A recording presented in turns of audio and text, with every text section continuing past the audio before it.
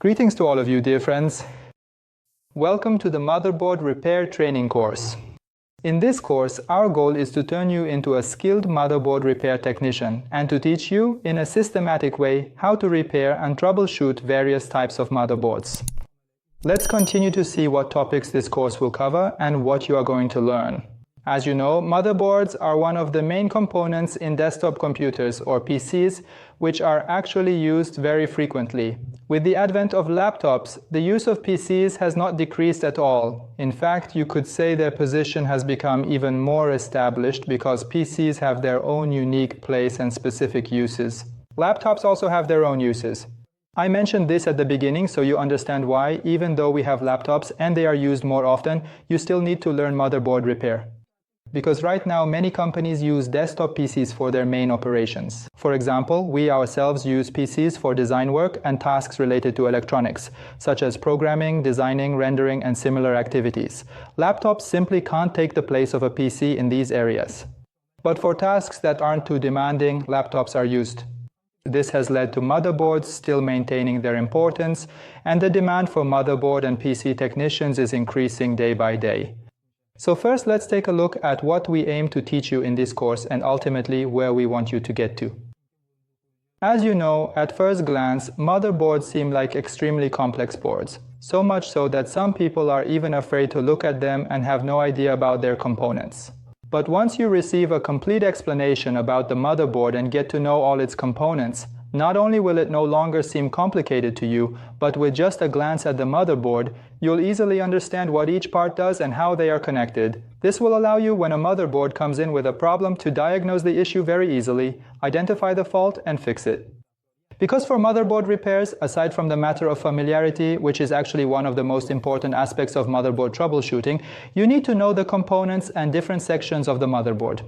There are also various good devices and tools that help you diagnose motherboard issues more quickly and accurately, and you will eventually learn about these as well. I want to start here by telling you what you are going to learn in this course.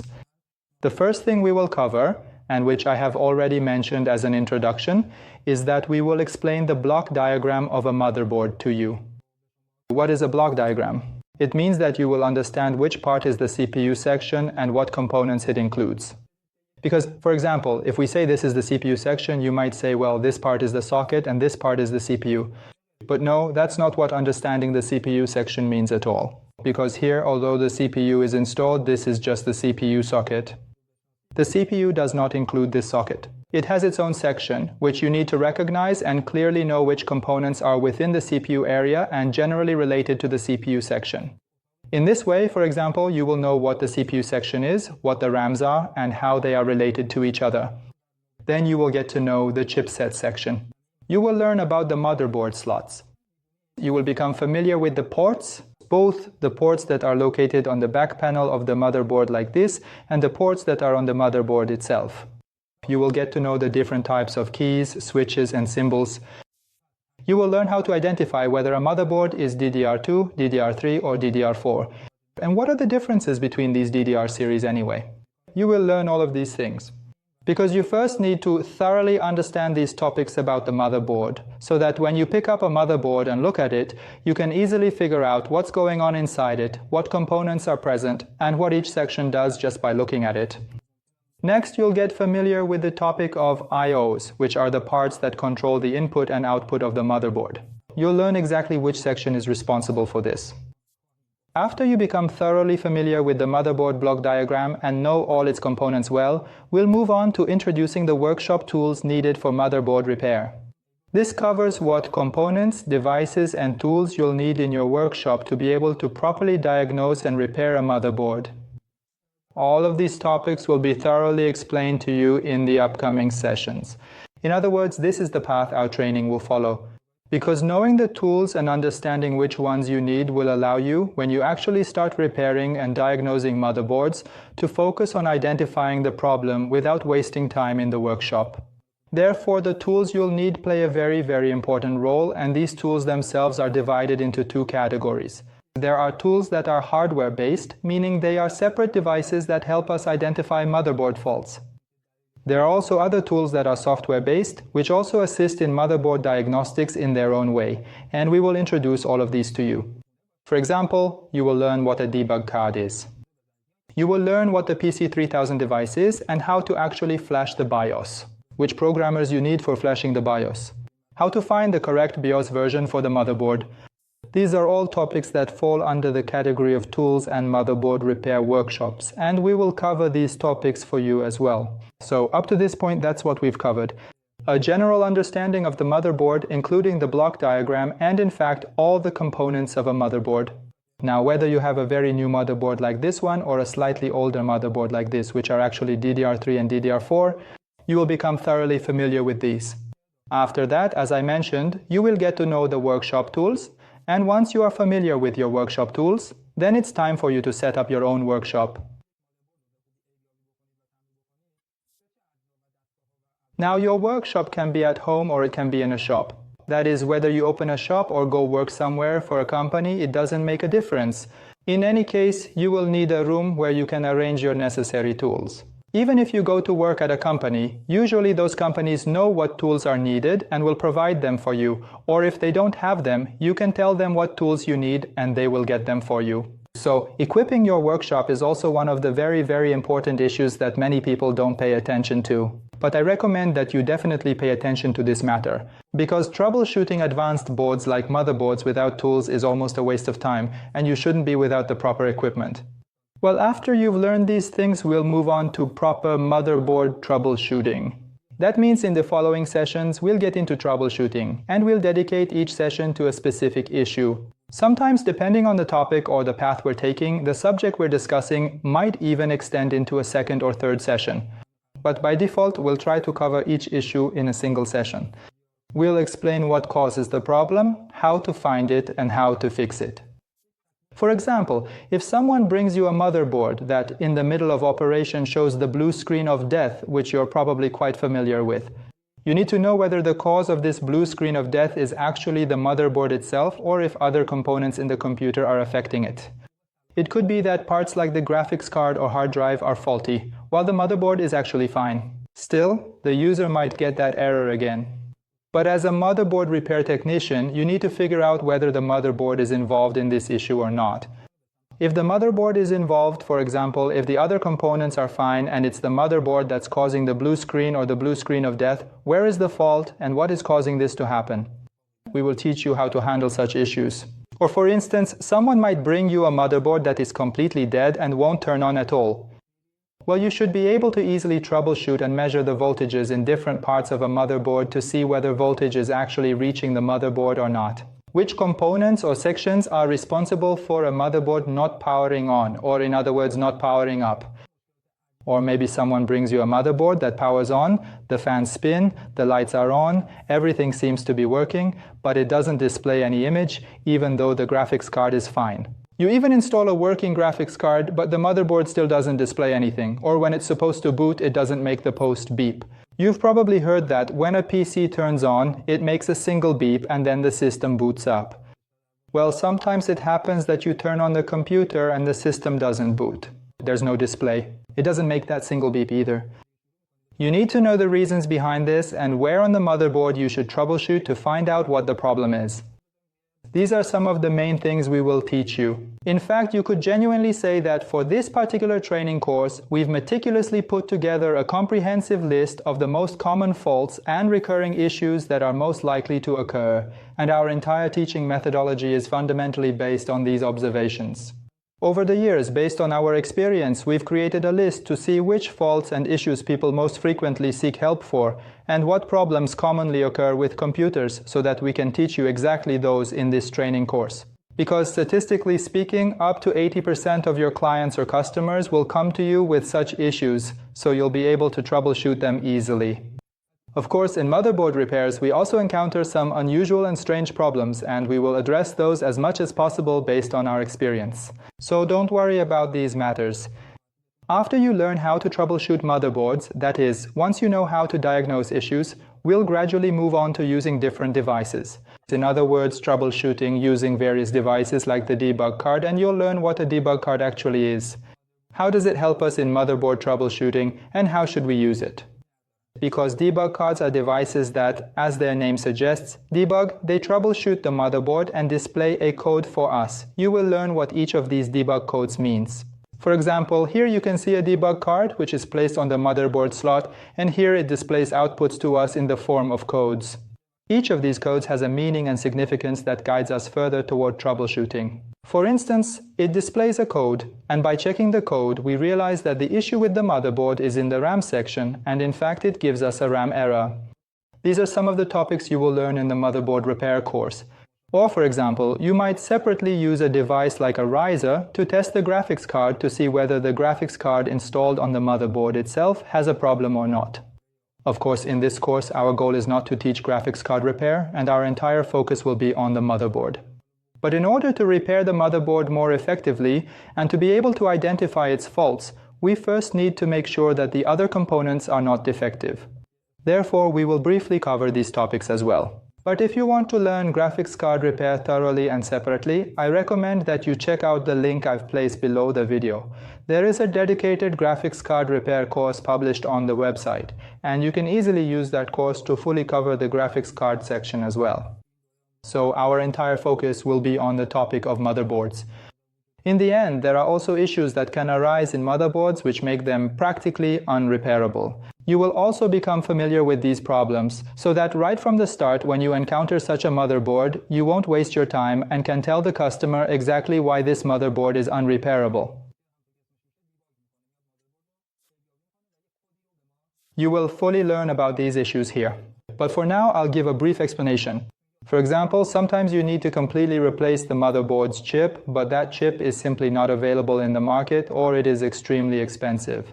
The price is so high that it would actually be cheaper for the person to buy a used working motherboard of the same model. So in these cases, it simply doesn't make sense to repair the motherboard. In such situations, you need to inform the customer that due to the unavailability or excessive cost of the part, the motherboard cannot be repaired. This type of troubleshooting is one where you are able to identify the fault. You know what the problem is and you can fix it. However, for the two reasons mentioned, it's not possible. Either, as mentioned, the part can't be found or its price is too high. So this has nothing to do with your troubleshooting expertise. Because, for example, if a motherboard chip isn't available on the market, you simply can't do anything about it.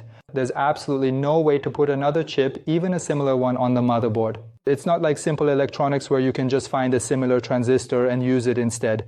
You won't have this option, because each chip is specifically made for that motherboard, compatible with all its protocols, ports, frequencies, and everything else, and in fact it's designed exactly for that series of motherboards.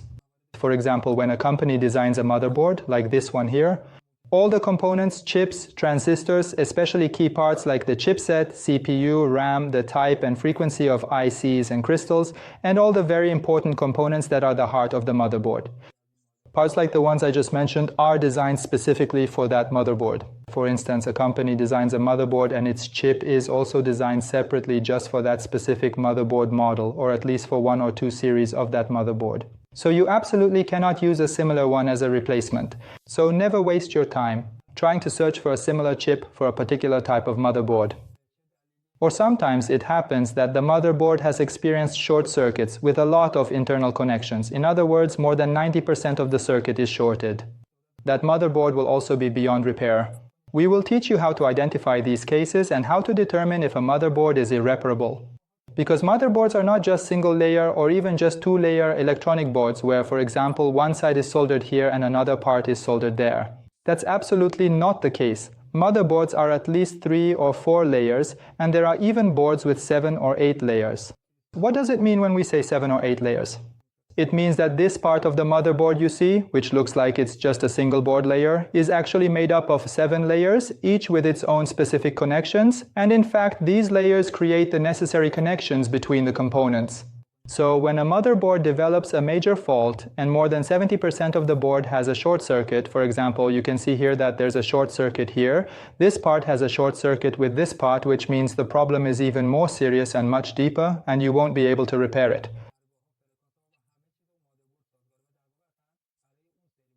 So if you ever come across such a motherboard, you definitely need to inform the customer that it is beyond repair. Because if you try to work on it, you won't get any results, you'll just waste your time and you might lose other boards as well. These are all points that we will cover for you in this motherboard repair training series. In the motherboard repair course, you will learn what the voltages are like in each section of the motherboard. You will also learn how to measure them, which is actually a very important issue for diagnosing motherboards, and you will master this skill well. Using an oscilloscope, we measure the frequencies of different parts of the motherboard. For example, if we suspect a crystal component, since crystals are responsible for generating frequency, we use the oscilloscope to measure the crystals and actually check their frequencies. If we see that, for instance, the frequency is different, then the crystal needs to be replaced. We will show you how to troubleshoot using an oscilloscope, multimeter, and similar tools. You will learn how to measure the voltage of the RAM section regulators, so that if a regulator is faulty, you can determine whether it is defective or working properly. Next, you will learn how to measure the chipset voltages. You will learn how to measure the CPU section voltages, which are among the most important parts of motherboards. After you've learned these sections, we'll move on to the BIOS, examine the different types of BIOS, and you'll learn what role the BIOS plays in motherboards. How can we diagnose a faulty BIOS? How can we program the BIOS and actually restore the software or firmware inside it? These are the topics you will learn. You will become familiar with topics like resoldering and reballing, and you will learn the difference between them, when to resolder a motherboard, and what resoldering actually means. Or when it is necessary to reball a motherboard chipset, and what reballing means. And in general, which components we can reball or resolder. These are very important points that you will learn. So we have a very exciting course ahead, and with each session, your knowledge will increase. But what's really important for this course is that you absolutely should not just watch it like a movie and move on. Step by step, do everything that is explained, even if it means pausing the video and practicing for weeks. Practice so much that you gain at least 50% of the skill before moving on to the next videos. If you don't do this, you'll just be wasting your time. Because while motherboard repair will become easy for you once you learn it, at the same time it requires a lot of expertise and skill. You need to dedicate time, patience, and plenty of practice to it in order to succeed. The course is structured so that one session will be released each week, and this release format applies to the first sessions and the first chapter, which is a relatively easy chapter that covers all the introductions, working with tools, and related topics. From around the 5th or 6th session onward, when we move into more specialized topics, the course may be released every 2 weeks instead. This is to give you enough time to ask your questions, and for us to become more familiar with your challenges and be able to answer your questions more thoroughly. On the other hand, this also gives you enough time because if you want to practice on the motherboard, sometimes even a week might not be enough.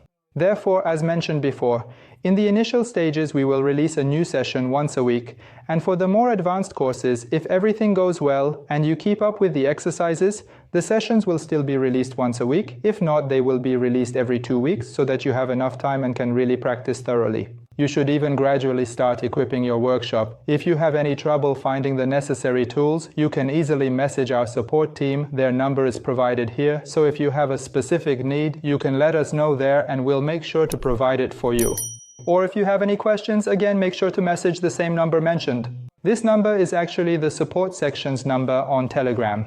The support section on Telegram is fully active, and whenever you have a question, you can easily send a message and ask your question. We might be able to provide many of the answers to you right there, either in text or as a voice message. If a question requires a more detailed explanation, we'll turn it into a video and release it as an update. This could be on our channels, like our YouTube channel, or on our website. Or it might be added to the course as an update. These are matters related to this course that you need to know. So this motherboard repair course also comes with support, both during the course and after it's finished. That means one day you'll complete this course, finish it, and move on to start doing repairs yourself. If you have any questions or run into any problems, you can easily reach out through support, and we'll be there to help you. Well, I hope this video has been useful for you and has made it clear what path we're going to take. To help you learn motherboard repair, we strive to present every topic and lesson we teach to you thoroughly and in the best possible way. If you're new to our channel, you should know that our courses are workshop-based and as hands-on as possible. We don't focus much on theory because our approach to teaching repairs is designed so that you can easily enter the job market and start earning money right from the beginning. That's our goal. So we try to maintain a balance. Of course, sometimes theory is necessary, and when it is, we'll cover the theoretical parts as needed. but more than 80% of the training we provide will be hands-on. Well, that covers the explanations about the course that needed to be provided, and I hope I've managed to familiarize you with the course. Starting from the next session, we'll officially begin the course and release the first training session, which is actually about understanding the motherboard diagram. We'll fully familiarize you with the motherboard block diagram, what each section does, and how they are connected. So, I hope to see you all in the training course. This course is only discounted for a limited time, so make sure to take advantage of the offer while it's still valid and purchase the course. To purchase the course, you can easily go to the video description section where I've put the link below, visit our website, and get the course there. After you register, which is actually considered a pre-registration. Once the course begins to be released, you will be notified, and you can easily access and use each session of the course. Well, I hope to see you all in the course, and until the first session starts, goodbye.